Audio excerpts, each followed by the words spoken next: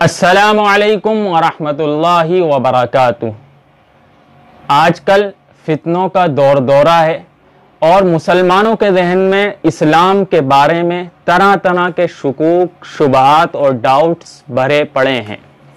اور بہت افسوس کے ساتھ کہنا پڑتا ہے کہ امت مسلمہ کا ایک بڑا طبقہ اور ایک گروپ ایسا ہے کہ جو بظاہر ایمان والا ہے، اسلام کو مانتا ہے، لیکن اس کا دل اسلام کے احکام کو ماننے کے لیے تیار نہیں ہے۔ اس کے ذہن میں اسلام کے احکام کے بارے میں طرح طرح کے ڈاؤٹس اور شبہات موجود ہیں، اور بہت حیرت کی بات ہے کہ ان میں سے بڑا طبقہ ایسا ہے، ان میں سے اکثریت ایسے لوگوں کی ہے جو کہ ماڈرن ایجوکیٹڈ ہیں، جدید تعلیم یافتہ ہیں، اور چند کتابوں کا مطالعہ کرنے کے بعد، چند بکس کی اسٹڈی کرنے کے بعد اپنے آپ کو قرآن کریم کا، حدیث کا سب سے زیادہ ماہر، سب سے بڑا عالم اور فقہ کا اور مسائل کا سب سے بڑا مفتی سمجھنے لگتے ہیں۔ ان شکوک و شبہات میں سے ایک شبہ یہ ہے کہ غیر مسلم کفر اور شرک کرتا ہے ایک مختصر سی مدت۔ مثال کے طور پر آپ اس کو سمجھیے کہ کسی کی عمر 40 سال ہوتی ہے، کسی کی 50، کسی کی 60 اور کسی کی 70 یا 80 سال۔ عموماً انہی وقفے کے درمیان لوگوں کی ایجز اور عمریں ہوتی ہیں، تو اس مختصر سی مدت میں اس نے کفر کیا، شرک کیا، لیکن شریعت نے اس کے لیے جو سزا مقرر کی ہے وہ انتہائی ناانصافی ہے، اس لیے کہ شریعت نے اس کے لیے ہمیشہ ہمیش کی جہنم کی آگ مقرر کری ہے کہ اگر کوئی انسان کفر کرتا ہے یا شرک کرتا ہے اور اسی حالت میں مر جاتا ہے تو ہمیشہ ہمیش کے لیے اسے جہنم کی آگ میں جلنا پڑے گا۔ تو یہ ناانصافی ہے، سزا اور جرم کے درمیان کوئی مناسبت اور کنیکشن نہیں ہے۔ اس کے جواب سننے سے پہلے آپ یہ سمجھیے کہ ان لوگوں کا یہ کہنا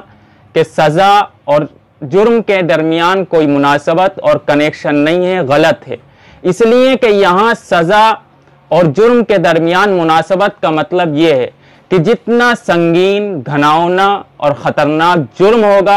اتنی ہی سنگین، گھناؤنی سزا ہونی ضروری ہے۔ اگر آپ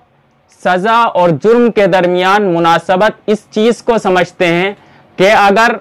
صرف اور صرف مجرم کو کرائم کے انجام دینے میں جتنا وقت لگا ہے اتنے ہی وقت کے لیے ہم اس کو سزا دیں، تو میں آپ سے یہ سوال کرتا ہوں کہ اگر آپ کے گھر میں کچھ ڈکیت آ جائیں اور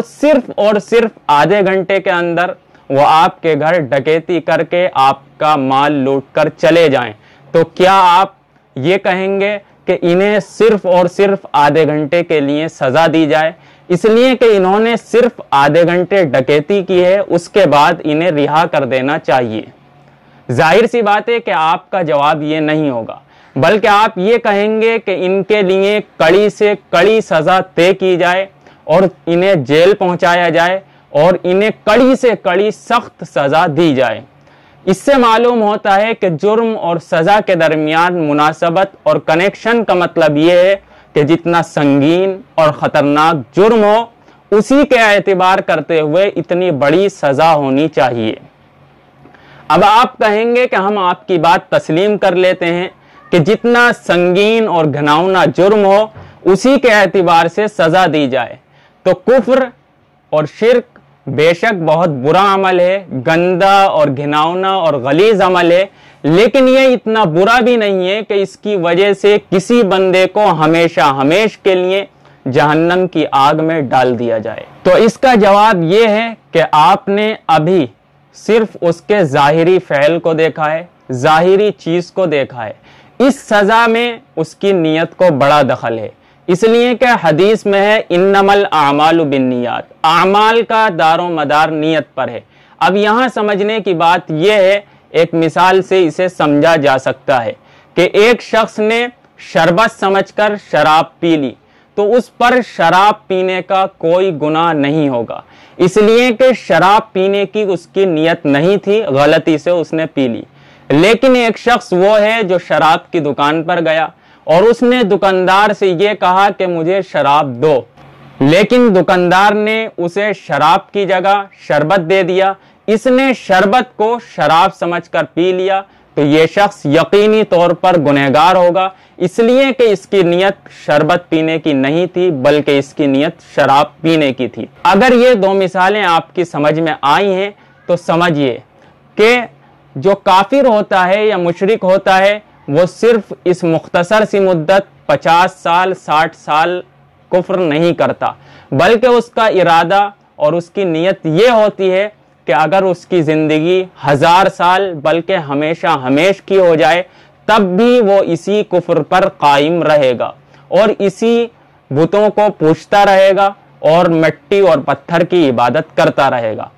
اسی لیے شریعت نے اس چیز کا اعتبار کرتے ہوئے اسے ہمیشہ ہمیش کی جہنم کی سزا سنائی ہے۔ یہی حال کچھ مسلمانوں کا ہے کہ مسلمان